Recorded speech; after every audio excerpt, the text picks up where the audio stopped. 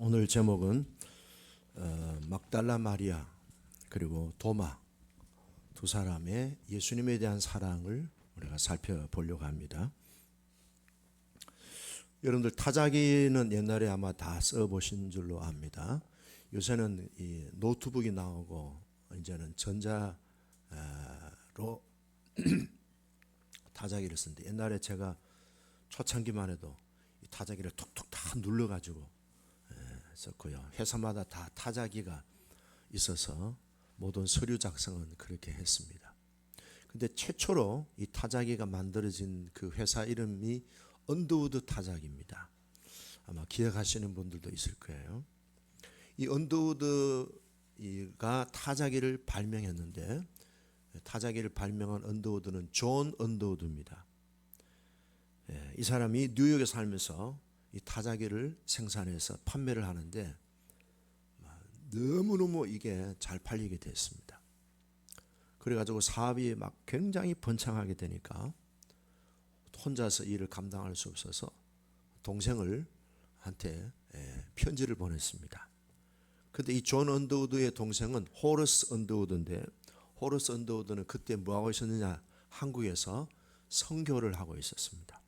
1884년 우리나라에 최초로 기독교 개신교 선교사로 온 사람이 언더우드였습니다. 1884년도. 존 언더우드 형이 동생 언더우드에게, 야, 지금 사업이 너무 지금 바쁘다. 눈, 코, 뜰 새 없이 바쁘다. 돈도 엄청나게 지금 들어오고 있다. 너 와서 나 좀 도와달라. 그렇게 편지를 보냈습니다. 그 편지를 받은 이 호러스 언더우드는 자기 동료들과 함께 선교 사역을 하다가 그 편지를 보고 이렇게 동료 선교사에게 말했습니다. 뉴욕에서 갑부로 사는 것보다 한국에서 한 영혼을 구원하는 선교사로 사는 것이 훨씬 멋진 삶이 아니겠습니까? 그랬대요. 그래서 동생 언더우드는 형 존 언더우드에게 편지를 오히려 보내면서 선교를 위해서 도와달라고 요청했습니다. 그래서 형이 동생의 편지를 받고 그 당시 5만 3천 달러를 보냈습니다. 5만 3천 달러. 1800년도니까 5만 3천 달러가 얼마나 큰 액수겠습니까? 이 존 호러스 언더우드가 그 돈을 가지고 지금 신촌에 있는 연세대학교가 20만 평이 되는 땅을 그 돈으로 샀습니다. 형이 사업이 잘 돼서 나중에는 10만 달러를 보냈습니다. 그 돈으로 연세대학교 건물을 지었습니다. 나중에 이 언더우드는 광화문에 지금 큰 교회가 하나 있습니다. 광화문 사거리에 큰 교회가 하나 있는데 어떤 교회인지 아시죠? 언두 세문안 교회라고, 아주 그냥 요새 현대식으로 탈바꿈이 됐습니다. 그 세문안 교회를 세운 분이 언더우드입니다. 이 언더우드는 그 후로 계속해서 고아원을 수없이 세우고 학교를 많이 세웠습니다. 그 다음에 세브란스 연세대학교 의과대학 병원도 세우고, 이분은 불철주야로 그렇게 한국 땅에서 사역을 하고 길을 다니면서 남한에서 북쪽까지 왕복 2번 하면서 걸어다니면서 노방전도를 하고 해서 한국에 끼친 영향은 굉장히 큽니다. 학교를 많이 세우고요. 대학교도 세우고. 그러다 이분이 31년을 선교하고 너무 몸이 이제 탈진이 되고 몸이 병약해서 본국으로 돌아왔습니다. 자기 고향이 뉴저지 주에 있는 곳인데요. 뉴저지에 돌아가서 요양을 하고 다시 한국에 돌아오려고 했는데 거기서 회복되지 못하고 세상을 떠났습니다. 세상을 떠나면서 이분이 이렇게 이혼을 했습니다. 내 시신을 한국 땅에 묻어달라고. 그는 뉴욕에 재벌이 되는 것보다도 내가 비록 병으로 고생하다가 죽는 한이 있어도 한국에 있는 영혼 구원을 나는 더 가치 있는, 보람 있는 것으로 생각한다. 그랬어요. 한국 교회는 이렇게 주님 사랑으로 자신을 내어준 유명한 또는 이름 없는 선교사들의 희생으로 세워진 교회입니다. 하늘을 이제 우리가 마무리합니다. 하늘을 마무리하면서 우리가 주님에 대한 사랑의 온도계는 몇 도쯤 될까요? 예를 들어서 100도가 완벽하다, 100점이다, 100도라고 한다면 저와 여러분들의 주님 사랑은 몇 도점 정도 될까요? 이제 한 해를 결산하면서 나는 주님에 대한 사랑이 몇 도 정도 될까? 몇 도 정도 될까? 이것이 오늘 우리 자신에게 한번 질문을 하면서, 오늘 성경에 보면은 두 인물이 나옵니다. 도마에 대한 얘기는 읽지 않았습니다만은 막달라 마리아의 예수님에 대한 사랑, 두 번째는 도마라는 예수님의 제자가 얼마나 예수님을 사랑했는가, 이 두 인물의 예수님에 대한 사랑을 살펴보려고 합니다. 그런데 조금 더 우리가 19장에서 정리를 하고 갈 게 하나 있어요. 19장 28절 같이 한번 읽어볼까요? 그 후에 19장 28절 시작. 그 후에 예수께서 이 모든 일이 이미 이루어진 줄 아시고 성경을 응하게 하려 하사 이르시되 내가 목마르다. 해볼까요? 내가 목마르다. 자, 여러분들은 목마른 경험 있어요, 없어요? 지난번에 이거 제가 설교할 때 이 목마름은 인간이 가지고 있는 목마름, 영혼의 목마름, 영적인 목마름, 이것에 대해서 설명을 했는데, 오늘은 조금 다른 각도에서 예수님이 목마르다고 하신 것은 예수님이 인간이다 하는 사실, 우리와 똑같은 육체를 입고 존재하셨다는 사실을 보여주려고 하는 겁니다. 신이라면 목마름을 경험할 수가 없죠. 그런데 예수님은 우리와 똑같은 육체로 이 땅에 사셨기 때문에 십자가에 못 박히신 그 과정에서 예수님은 굉장히 목말랐다는 거예요. 사실은 물 한 모금 안 먹고 지금 1박 2일을 지내신 거예요. 자, 우리가 목마르다 하면 어때요? 물을 마시면 됩니다. 그런데 지금 예수님은 십자가에 못 박혀 있기 때문에 물을 마실 수 있는 상황이 아니에요. 그렇지만 목마르다고 하는 이 표현은 예수님은 우리와 똑같은 인간이다 하는 사실을 보여주려는 거예요. 그 다음에 두 번째는 뭔가 하면요, 19장 33절 4절 읽어볼게요. 시작. 예수께 이르러서는 이미 죽으신 것을 보고 다리를 꺾지 아니하고, 34절 시작. 그중 한 군인이 창으로 옆구리를 찌르니 곧 피와 물이 나오더라. 로마 병사가 예수님이 죽으신 것을 확인하기 위해서 옆구리에다가 창으로 찔렀습니다. 옆구리에 창을 밑에서 찔렀으니까 갈비뼈를 관통했겠죠. 그리고 찔리신 그 옆구리를 통해서 물이 나오고 피가 나왔다는 거예요.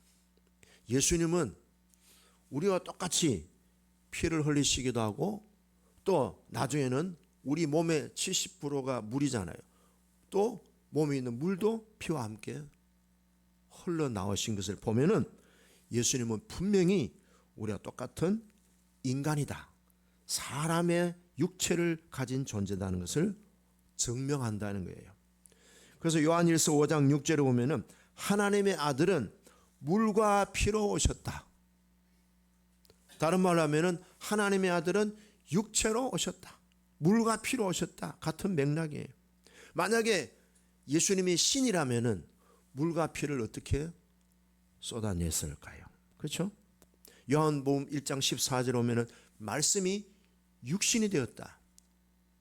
하나님의 말씀, 하나님은 말씀이신데 말씀이신 하나님이 우리가 눈으로 볼 수 있도록 육신을 입고 이 땅에 오셨다는 거예요. 그런데 하나님이신 그분이 육신을 입고 오신 것이 단순히 그냥 폼만 우리에게 보여주시기 위해서 육신을 입으신 게 아니에요. 우리와 똑같은 육체적인 연약함을 지니셨다.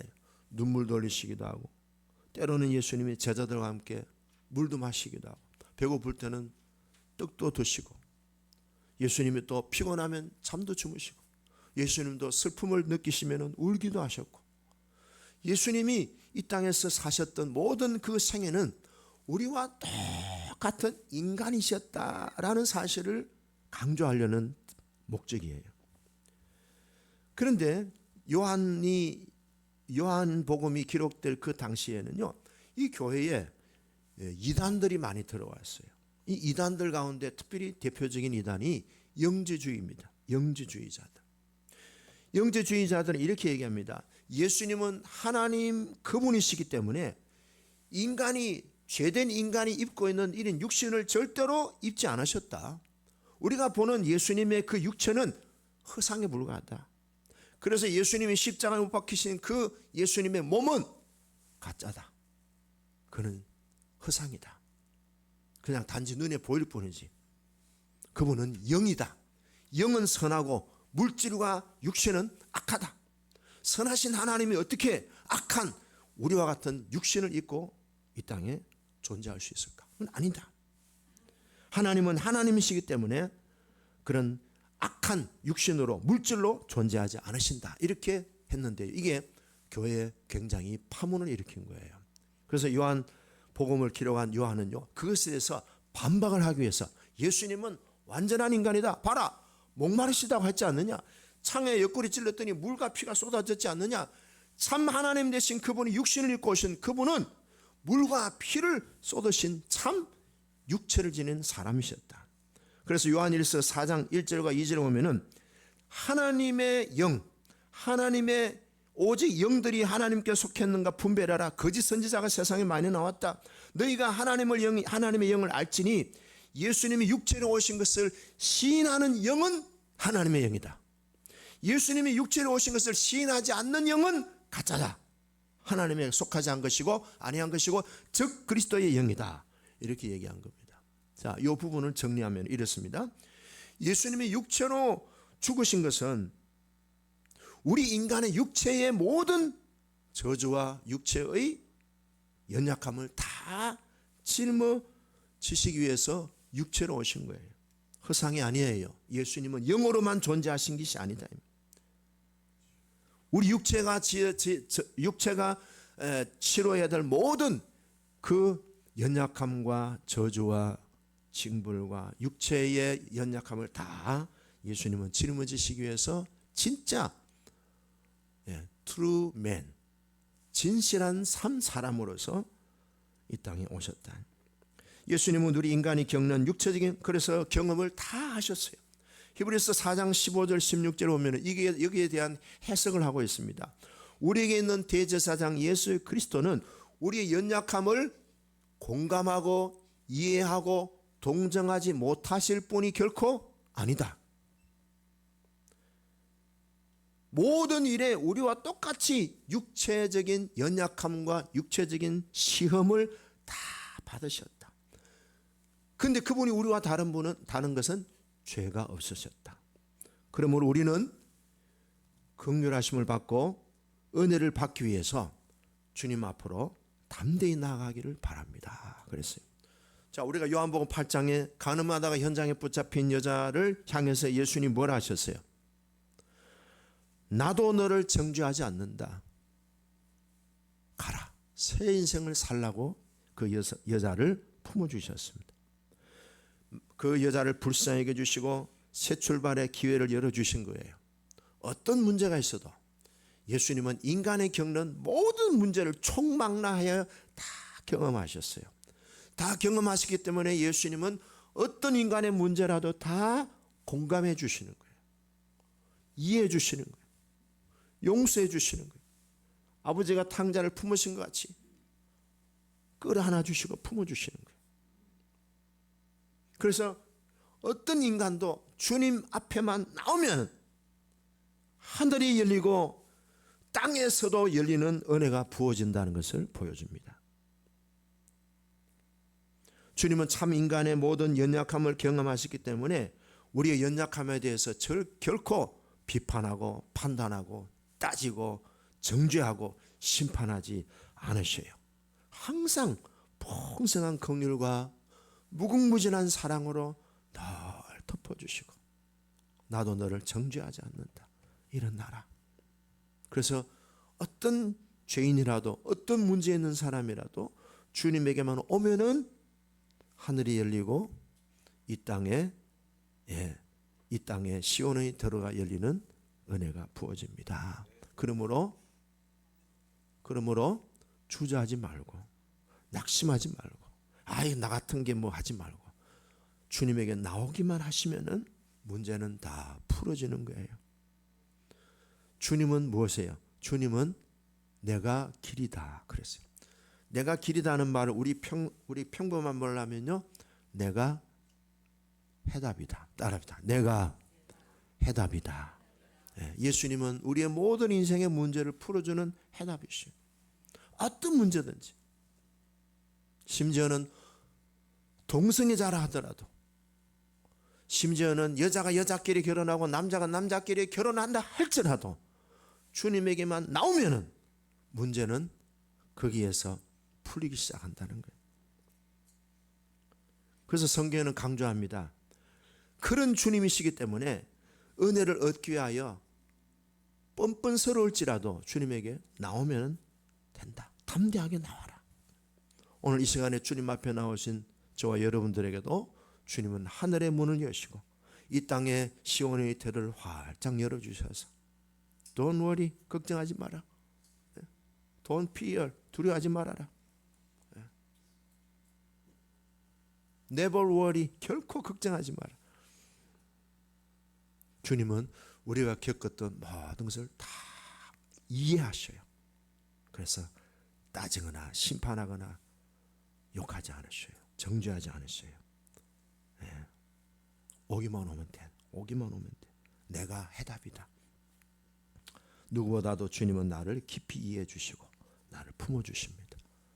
내가 믿고 또 의지함은 내 모든 형편 아시는 주님 널 돌보아 주실 것을 나는 확실히 믿습니다. 아멘. 오늘 이 본문의 요한복음에서 예수님의 이 고백들은 예수님은 나와 똑같은 참 육체를 입으신 존재라는 사실을 보여주면서 예수님은 어떤 인간의 아픔과 고통과 어떤 인간의 문제도 다 포용하시고 품어주신다 하는 메시지입니다. 자, 그 다음 장면입니다. 이제 막달라 마리아의 예수님에 대한 사랑은 어땠을까? 자, 오늘 성경에 보면요, 흐름을 잘 보시면 좋겠어요. 20장 1절 같이 읽어보겠습니다. 안식 후 첫날 일찍이 아직 어두울 때에 막달라 마리아가 무덤에 와서 돌이 무덤에서 옮겨진 것을 보고 그랬어요. 무슨 장면이죠? 예수님이 부활하신 장면입니다. 안식 후 첫날은 무슨 날이에요? 일요일 날 새벽입니다. 이때부터 부활하신 새벽 이날이 주일이 되고 우리가 주일날 예배드리는 날이 된 거예요. 오늘 이 무슨 날이에요? 예수님이 3일 만에 부활하신 날이에요. 구약 성경하고는 개념이 달라졌어요. 구약 성경은 단순히 안식일이지만 이제 우리가 예수님의 십자가와 부활 사건 이후로 우리의 모임은요, 이제는 주님의 날을 우리가 예배의 날 정해서 예배를 드리는 거예요. 부활하신 새벽에 이제 여자들이 예수님의 무덤을 찾아간 거예요. 자, 20장 1절에 보면은 막달라 마리아 이름만 나오는데요. 2절에는 어떻게 기록됐는가 보죠. 시몬 베드로와 예수께서 사랑하시던 그 다른 제자가 누구예요? 사도 요한을 말합니다. 요한에게 달려가서 누가요? 마리아가 말하되 사람들이 주님을 무덤에 가져갔다. 어디 뒀는지 우리가, 왜 막달라 마리아 이름만 나오는데 왜 우리가 했어요? 아하, 여자들이 몇 명이 간 거예요. 다른 복음서에서 마태복음 28장에 오면은 마리아와 어머니 마리아, 그 다음에 어머니 마리아의 여동생 마리아, 이렇게 마리아하고 여자들이 최소한 3명 이상 무덤에 간 거예요. 그런데 왜 20장 1절에는 막달라 마리아 이름만 나와 있을까요? 2절에는 여자들이 했는데, 우리가 했는데. 자, 여기에 신비스러운 어떤 뜻하는 바가 있는 거예요. 여자들이 몇 명이나 갔는데 막달라 마리아 이름이 제일 먼저 나왔고 또 요한복음에는 막달라 마리아만 대표적으로 소개하고 있습니다. 왜 그랬을까? 여기에 물음표를 던지면은 우리가 앞뒤 전후 문맥을 보면은 이해를 할 수 있습니다. 자, 그럼 부활하신 예수님이 제일 첫 번째 만나준 사람이 누굴까요? 막달라 마리아입니다. 자, 아까 우리 17절 읽었죠? 16절 보면은 예수께서 마리아야 불렀어요. 해볼까요? 마리아야. 예, 좀 뻣뻣하죠. 사랑이 좀 덜 담긴 이름입니다. 다시 해봅시다. 마리아야. 이랬을까요? 아마 세상에서 가장 따뜻한, 가장 애정이 담긴, 사랑이 담긴 목소리로 예수님이 마리아야 그랬을 것 같아요. 송자원님은 아내 보고 뭐라 그러세요? 여자여 그럽니까? 아내여 이렇게 하면 예? 여보라 해보세요. 여보. 아직 사랑이 좀 그런 대로. 예수님이 마리아를 부른 그 모습은요 정말 따뜻하고 마리아의 마음을 그냥 쫙 녹여줄 수 있는 그런 부드럽고 자상하고 따뜻하고 그리고 편안하고 그리고 어떤 누구의 음성도 따라올 수 없는 평안함이 있는 거예요. 마리아야 이랬을까요? 저도 흉내를 잘 못하겠는데 마리아야 했어요. 근데 마리아가 라보니 그랬어요. 선생님 했는데 예수님이 뭐라 그러니까 마리아가 예수님인 거예요. 붙잡으려 했더니 예수님이 만지지 마라. 나는 아직 아버지께로 올라가지 아니했다. 너는 지금 빨리 제자들이 있는 내 형제들이 있는 곳으로 가서 내가 부활했다는 것을 알려주고 내가 이제 곧 아버지께로 성천한다는 사실을 알려줘라. 그래서 마리아가 막 달려간 거예요. 제자들이 있는 그 숙소에 가서 주님이 부활하셨다고, 주님이 살아나셨다고, 그리고 예수님이 부활하신 후에 나중에는 아버지께로 올라가신다고 여러분들에게 전해라고 주님이 나를 보냈습니다. 자, 여러분 보세요. 잘 한번 생각해 보세요. 지금 12제자들이에요. 12제자들이 누구예요? 초대교회 최고의 영적 리더들이에요. 근데 최고의 그 영적 리더들에게 막달라 마리아가 부활의 복음을 전한 거예요. 그럼 누가 더 위에 있는 것 같아요? 예. 초대교회를 이끌어가는 영적 리더들이 여기 다 있어. 근데 그 사람들에게 여자가 부활의 주님을 전한 거예요. 그러면은 12제자는 누구들이? 사도들이잖아요. 초대교회. 사도들 최고의 영적 지도자들에게 부활의 복음을 전달해 준 마리아라고 한다면은 이 마리아의 그 영성이나 그 당시의 마리아의 그 존재는요 12사도보다도 훨씬 뛰어날 수도 있다라는 가능성을 우리들에게 열어주는 거예요. 이해가 되세요? 예. 이해가 됐으면 고개를 한번 끄덕끄덕. 그렇구나. 그럼 예수님이 부활하신 자신을 제일 먼저 보여준 대상이 막달라 마리아라면은 예수님이 계획적으로 했을까요? 그냥 우연히 그렇게 됐을까요? 예? 성경에는요 무 하나가 그냥 된 게 아니에요. 다 거기에는요 의도가 있고 거기에는요 계획이 있고요 거기에는 주님의 마음이 실려져 있는 거예요. 예수님이 부활하셔서 막달라 마리아 마치 부활을 딱 했는데 막달라 마리아 들어온 거예요. 우리의 만남은 우연이라고 생각할 수 있는데 성경에 기록된 내용은 의도가 우연이 아니라는 거예요.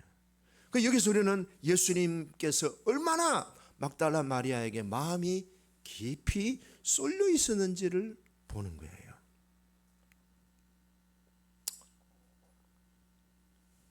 김동리 씨의 사반의 십자가라는 책을 제가 고등학교 때 읽었어요. 그 고등학교 때 정말 놀랐어요. 참 묘사를 잘해. 이 막달라 마리아가 누구냐? 어릴 적 예수님과 함께 장례를 약속한 사이라는 소설이에요. 그러니까 사실은 아니 소설이 있었어. 그러니까 예수님은 이 막달라 마리아와의 그런 마음의 교감이 누구보다도 깊었고 누구보다도 내밀한 그런 영적인 소통이 있었다는 거예요. 자, 누가복음 8장에 보면요, 막달라 마리아가 처음 나오는 장면에 보면은 이 여자는 7 귀신에게 고통받던 중에 예수님을 만나가 치유가 된 거예요. 치유가 되자마자 이 여자는 너무 감격스러웠던 거예요.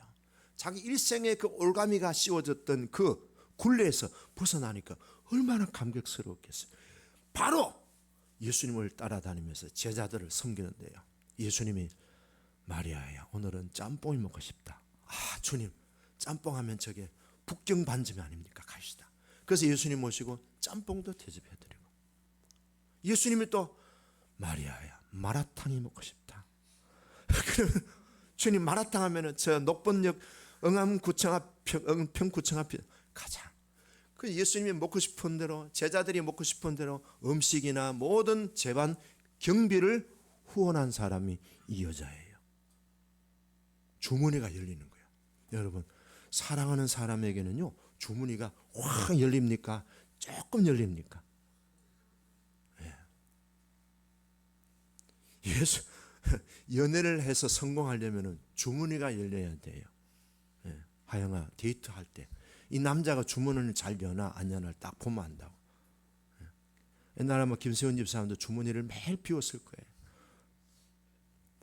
여러분, 주님에 대한 사랑이 있는 사람은요, 주님에 대한 주머니가 자연스럽게 열려요. 그래서 요한 웨슬레가 그런 얘기 했잖아요. 주머니가 회개하는 것이 진짜 회개다. 그래요. 주머니. 어때요, 여러분들은? 주머니가 회개됐어요? 네.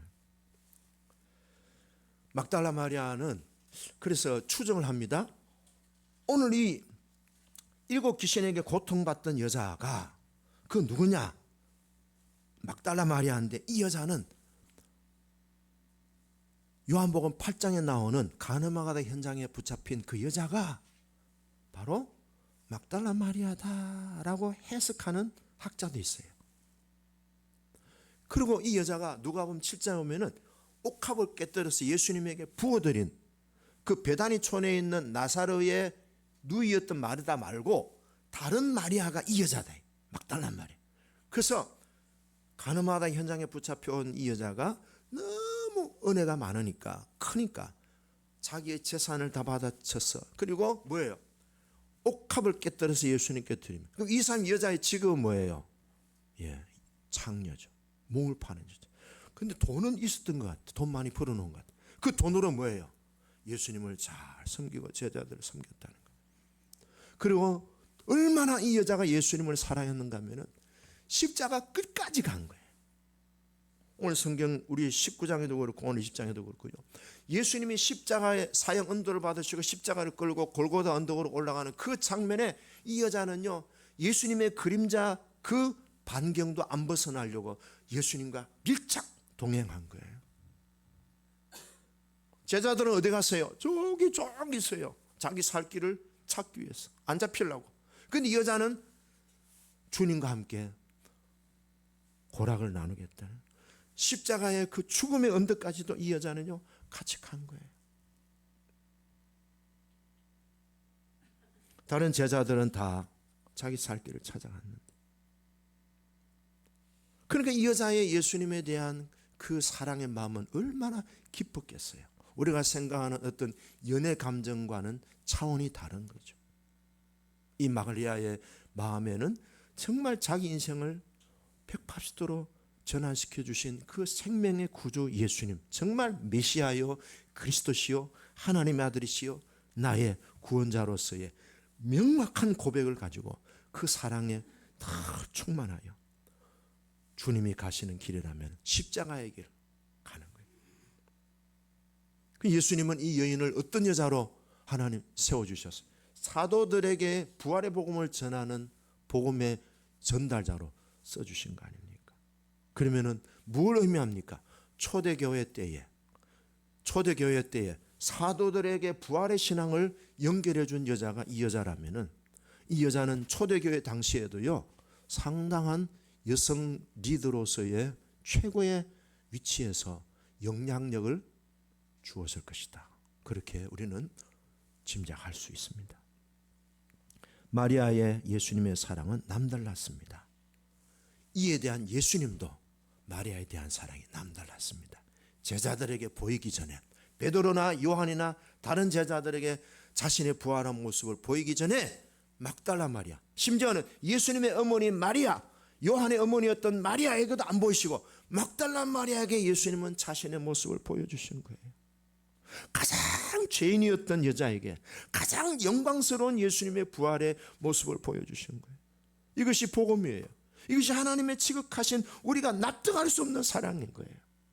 가장 죄인에게, 가장 정죄받았던 여자에게 가장 영광스러운 모습으로 그 여인을 예수님 만나주신 거예요. 우리 여기서 정리할 수 있는 게 뭔가, 예수님과 마리아의 이 각별한 그 영적인 마음 깊은 곳에서 만나는 이 장면은요, 마리아가 끝까지 십자가에 못 박히신 예수님의 그 현장까지, 심지어는 예수님이 무덤에 있는 그 무덤에까지 이 여인은 늘 주님 생각으로, 주님 사랑으로 살았던 그 삶의 발자취를 우리에게 보여주고 있습니다. 자, 다시 한번 질문합니다. 한 해를 보내면서 우리는 주님에 대한 사랑이 몇 도 정도 됩니까? 우리가 예수 믿고 구원받은 그 자체에 대해서 얼마나 감격스러워하고 있는지요. 우리의 주머니는 주님을 향하여 활짝 열려 있습니까? 아니면은 그냥 푼돈 정도로 열려 있습니까? 최근에 어떤 여자 목사님의 그 목회 사역을 보면서 참 감동적이었습니다. 이분은 우리 세계에서 최고의 명문 대학 하면은 하버드 대학 아닙니까? 하버드 대학에서 이분이 30년 동안 대학생 선교를 한 거예요. 하버드 대학의 공식적인 교목이었습니다. 교목. 이금하 목사님이십니다. 나이가 73세. 30년 동안 하버드 대학에서 세계 최고의 지성인들을 상대로 복음을 전했잖아요. 그런데요, 30년 동안 맺어진 열매가요, 100명이 넘는 목회자가 배출이 되고요, 그리고 800명의 흩어져 있는 전 세계의 제자들이 있습니다. 그리고 전 세계 14개의 교회를 세웠습니다. 800명의 제자들은요, 지금도 서로 팀워크에 대해서 이렇게 계속 정보를 서로 주고받으면서 기도하고 있다는 거예요. 그런데 그분이 최근에 우리나라에 와서 인터뷰를 하는데 이런 얘기를 했답니다. 당장 열매가 없는 것처럼 보일지라도 그 시간에 하나님은 일하신다는 사실을 믿으시기 바랍니다. 그 다음 중요한 내용, 제가 드리고 싶은 내용입니다. 사역에 집중하면 안 됩니다. 하나님을 더 사랑하는데 집중하시기를 바랍니다. 네. 하영아, 1등 하는 것이 목표가 아니고, 하버드 대학 들어가는 게 목표가 아니고, 주님을 사랑하는 데에 더 집중하시기를 바랍니다. 예. 저한테도 하시는 말씀이세요.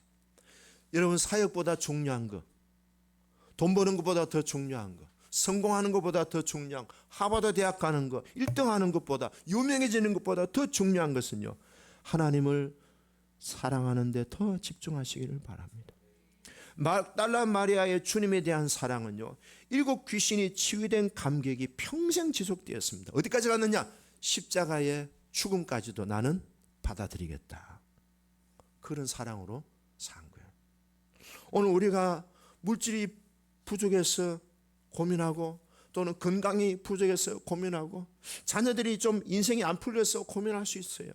그런데 우리가 정말 그리스도인이라면 주님에 대한 사랑의 깊이가 얼마만한 수준에까지 이르렀느냐 하는 것이에요.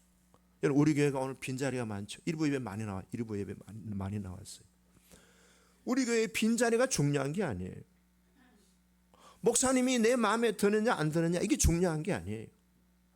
나와 주님과의 관계에서 내가 주님을 사랑하는 깊이가 얼마나 더하느냐에 따라서 따라합니다. 깊이가 넓이를 결정합니다. 네. 마리아가 주는 도전은 그거예요. 십자가 죽음까지 가는 거예요. 자, 그 다음에 나오는 사람은 도마입니다. 도마는 부활하신 예수님이 제자들이 오셨을 때 그때 도마가 어디로 갔는지 없었어요. 그 도마가 어디 갔다가 제자들이 있는 그런 숙소에 와 보니까 우리 부활하신 주님 만나서 부활하신 주님 만나서 하는 거예요. 그럼 도마는 못 만났죠. 그러니까 도마가 하는 말이 거짓말, 환상을 본 거겠지, 환영을 본 거겠지, 허상을 본 거겠지 했는데 그 도마가 제자들이 봤다고 하니까 도마가 이런 얘기합니다. 20장 25절 읽어볼까요? 20장 25절 시작. 다른 제자들이 그에게 이르되 우리가 주를 보았노라 하니 도마가 이르되 내가 그의 손에 못자국을 보며 내 손가락을 그 못자국에 넣으며 내 손을 그 옆구리에 넣어보지 않고는 믿지 아니하겠노라 하니라. 자, 그리고 의심은 있었어요. 주님이 부활했다는 사실을 못 믿은 거예요. 내가 직접 손도 만져보고 옆구리에 손을 넣어가지고 확인해봐야 나는 믿을 수 있다 했어요. 자, 신앙생활 하다가 우리가 이런 의심이 있을 수 있어요. 정말 하나님이 살아계시나? 정말 예수님 부활하셨나? 정말 하나님의 아들이 맞나? 구세주 맞나? 이런 의심이 들 때가 있어요. 근데 의심이 든다고 해서 어떻게 해요? 밖에 나가가지고 뭐 백화점 가고 또는 뭐 어디 쇼핑 가고 단풍공원 가고 뭐 요새 뭐 또 여름이니까 수영 가고 아니에요. 어디에 있어요? 이 도마는 제자들과 함께 그 자리를 떠나지 않은 거예요. 며칠 동안? 8일 동안. 자, 26절 읽어봅시다. 26절 시작. 여드레를 지나서 제자들이 다시 집안에 있을 때 도마도 함께 있고 문들이 닫혔는데 예수께서 오사 가운데 서서 이르시되 너희에게 평강이 있을지어다. 27절 도마에게 이르시되 네 손가락을 이리 내밀어 내 손을 보고 네 손을 내밀어 내 옆구리에 넣어봐라. 그리하여 믿음 없는 자가 되지 말고 믿는 자가 되라. 어때요? 오늘 예수님 오신 목적은 누구 때문에? 도마 때문에 오신 거예요. 도마 때문에 예수님은 두 번째 또 부활하신 몸으로 도마를 찾아오신 거예요. 신앙생활 할 때 우리가 의심이 있을 수 있어요. 항상 물음표가 있을 수 있어요. 근데 물음표가 있을 때 여러분 교회 공동체를 떠나면 안 돼요. 기다리셔야 돼요. 도마가 예수님의 제자로서 3년을 다녔잖아요. 그래도 이 사람의 마음속에는 예수님을 사랑하고 신뢰하는 믿음이 있었던 거예요. 의심은 있었지만은 근본적인 믿음은 있었던 거예요. 주님에 대한 사랑이 있었던 거예요. 추억이 있었던 거예요. 경험이 있었던 거예요. 그러니까 8일 동안 제자들과 함께 그 자리를 떠나지 않고 기다렸는데 8일 만에 주님이 찾아오신 거예요. 자, 무슨 도전입니까? 신앙의 회의가 올 때, 신앙의 물음표가 올 때 떠나지 말고 웨이팅, 기다려라. 그래서 이사야 30장 18절에 기다리는 사람마다 복이 있다 그랬어요. 무슨 복이에요? 돈 많은 사람이 아니라 기다리는 자마다 복이 있다. 이사야 30장 18절. 자, 정리합니다. 막달라 마리아 예수님에 대한 사랑은요, 어디까지 갔습니까? 십자가의 죽음까지 갔습니다. 이 여자는요, 주님에 대한 지극한 그 사랑에 왜? 주머니가 다 열렸어요. 끝까지 가야 돼요. 중도에 포기하면 안 돼요. 중도에 식으면 안 돼. 끝까지 가는 사람이 진정한 승리자입니다. 끝까지 가야 돼요. 중간에 아무리 뭐 5만 가지 다 해도 끝까지 안 가면은 참 힘든 거예요. 끝까지 가야 돼요. 주님의 십자가의 현장까지 끝까지 갈 수 있는 주님의 사랑이 되기를 바라요. 두 번째는 뭐예요? 의심이 되고 인생의 문제, 물음표가 있을지라도 어떻게 해요? 기다리는 거예요. 주님이 어떤 분이라고 그랬죠? 내가 해답이다. 따라합니다. 주님은 해답이 되십니다. 인생이 의심이 있을 수도 있고요. 하나님이 나와 함께 하시는가 의문이 들 때도 있어요. 이렇게까지 하나님이 내 인생을 패대기 치신다. 어떤 분이 그런 얘기해요. 하나님이 내 인생을 완전히 패대기 쳤어요. 절대로 주님은 우리를 패대기 치고 우리를 떠나시는 분이 아니셔요. 기다리세요. 기다리는 자가 뭐가 있다고요? 복이 있다 그랬어요. 복 있는 우리가 되기를 축복합니다. 기도하겠습니다. 주님 사랑에 더 깊어지는 우리가 되기를 원합니다. 십자가의 자리까지 가게 해주세요. 때로는 의심이 있고 물음표가 있을지라도 끝까지 기다리는 도마와 같은 믿음으로 승리하게 해주세요.